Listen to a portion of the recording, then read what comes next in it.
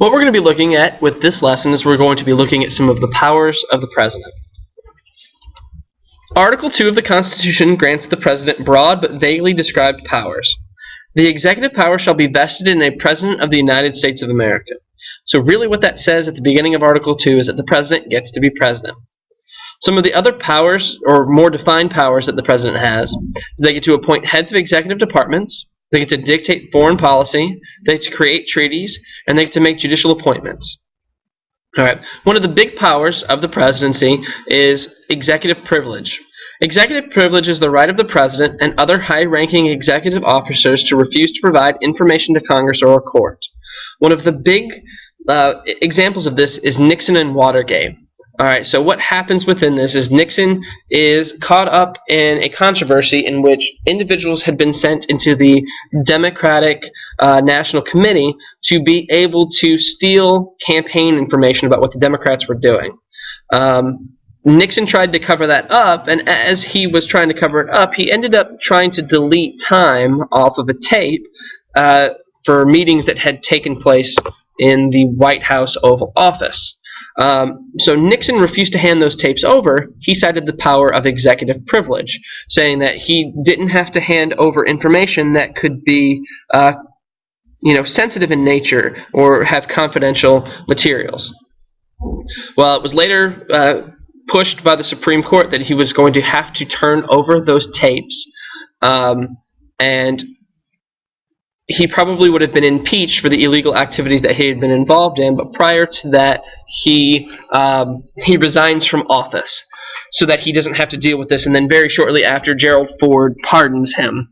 But Nixon, kind of goes through all of these things, but he tries to cite this idea of executive privilege. But executive privilege is really used so that sensitive or classified materials aren't handed over to Congress, or so that maybe agreements that you've made with other foreign officials, that they're not betrayed and not brought about in the public light.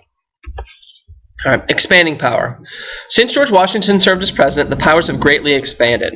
And remember, when we talk about the government, the focal point of government is supposed to be Congress.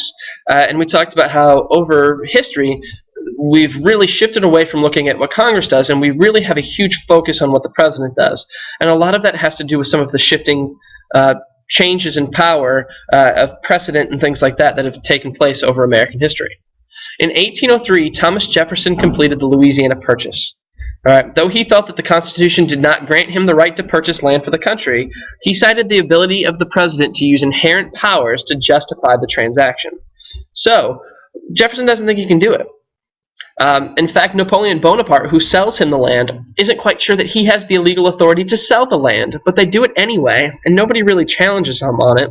So it becomes precedent that an American president has the ability to use money to be able to purchase lands from somebody else. And this is really ironic, by the way, because Thomas Jefferson hated the idea of an expanded government, and the fact that he was an individual that really contributed a lot more power to the central government is a very ironic concept. Abraham Lincoln also greatly expanded federal power, and this was to the dismay of a lot of people. Some of the things that Lincoln did is he suspended habeas corpus, he jailed opponents to the Union without trial, he raised an army before gaining approval, and he blockaded southern ports. Now, all of these things, when you look at it, habeas corpus, being put in jail without a trial, raising an army without approval, all of these things, when you look at it, could be ruled as unconstitutional. But Lincoln makes the justification that it's his responsibility to preserve the Union, and that since a country has an inherent power to protect itself from rebellion, that he has the ability to suspend certain constitutional privileges in order to make sure that the country still exists. All right. Remember, habeas corpus is the judicial procedure that requires that you hear all charges against you prior to being placed in jail. All right. Franklin D. Roosevelt also greatly expanded federal power. In order to combat the Great Depression, FDR expanded the role of the federal government in the economy. The New Deal is a great example of this. The creation of work programs, the creation of more regulation and things like that within industry are all great examples of how the federal government really started to exceed what they had been before and really start to get a lot more involved in what was going on in the states and going on at the individual level. FDR also expanded the power of the federal government with the creation of the Executive Office of the President. The executive office includes the National Security Council, the Council of Economic Advisors, the Office of Management and Budget, and the Office of National Drug Control Policy. So let's look real briefly at what each of those does. The National Security Council, or the NSC, is chaired by the President. It is the lead advisory board in the area of national and international security. So the NSC is going to go through and they're going to look at all of the things that are going on throughout the world, and they're going to try and make assessments as to the threat level towards the United States. Other people in the council include the Vice President, the Secretaries of State and Defense. Secretary of State is really in charge with relations with the rest of the world, so they're going to have a lot of knowledge. Secretary of Defense obviously is going to know what's going on with our military. The director of the CIA, because they are in charge of intelligence through around the world, and the chair of the Joint Chiefs of Staff. The Council of Economic Advisors, they provide economic advice to the President. The Office of Management and Budget. The director of the OMB is appointed with the consent of the Senate and is responsible for the preparation of the federal budget. The OMB also oversees congressional appropriations. The Office of National Drug Control Policy. Really, they just go through and they make recommendations on how to combat drug use. Veto power. So the President can veto a bill that has been passed by Congress and prevent it from passing into law. So the veto is the ability to deny the passage of a bill into law, and this isn't outright the President saying no. No, it's not going to happen. They veto it and they send it back to Congress. Then you have the pocket veto. This takes place during the last 10 days of a congressional session. This is when the executive does nothing with the bill and just lets it expire. So if it's during the last 10 days of a congressional session and the President does nothing with the bill, it expires, and you have to start the process all over again at the beginning of the next congressional session. All right. If there are more than 10 days left in the congressional session and the President doesn't sign the bill, then it automatically passes into law.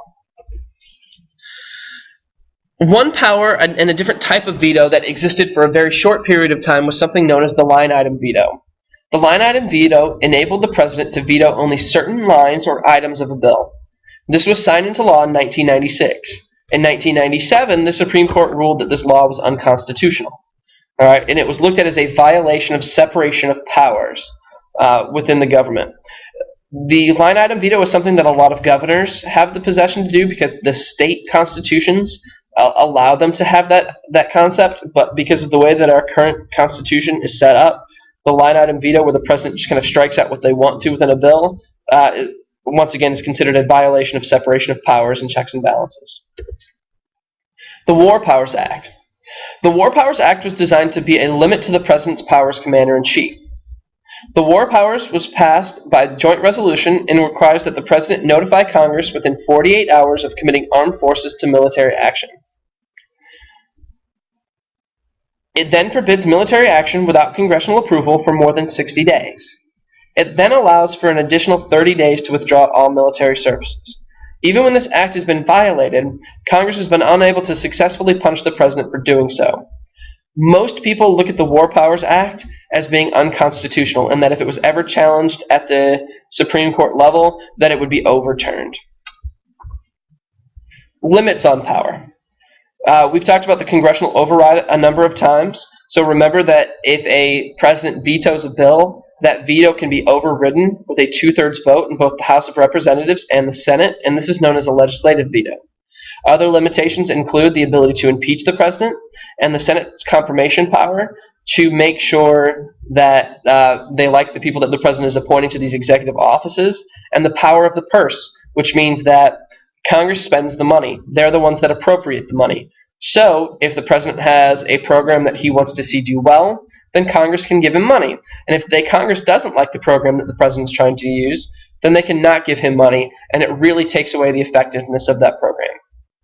Remember, impeachment is not the removal of the President from office. Impeachment is the listing of accusations against a federal official or high crimes and misdemeanors for the purpose of removing that official from office for such misconduct. Remember, the House of Representatives initiates the impeachment through a simple majority, and then the Senate tries the case. Conviction requires a 2/3 vote.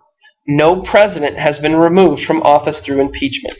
Nixon, who probably would have been, resigns beforehand, and Andrew Johnson and Bill Clinton are both not convicted. All right. Another big unofficial power of the president is the ability to use the bully pulpit. The ability, when we talk about the concept of the bully pulpit, what we're talking about is the president's ability to use the media to try and manipulate his message and try and get people to buy it. Because when the president speaks, people listen. When the president speaks, news people show up. So if you're doing the same rally over and over and over again, and you're doing interviews over and over and over again, and you keep pushing that message, that same thing that you want to see get done, and you're using that as a way to try and push other people into doing what you want, then that would be the idea of using the bully pulpit. One of the things that we talked about during the congressional unit was the idea of the imperial Congress. Here we're going to look at the idea of the imperial president. An imperial president refers to a time when the president dominates the political and legislative agenda of the country.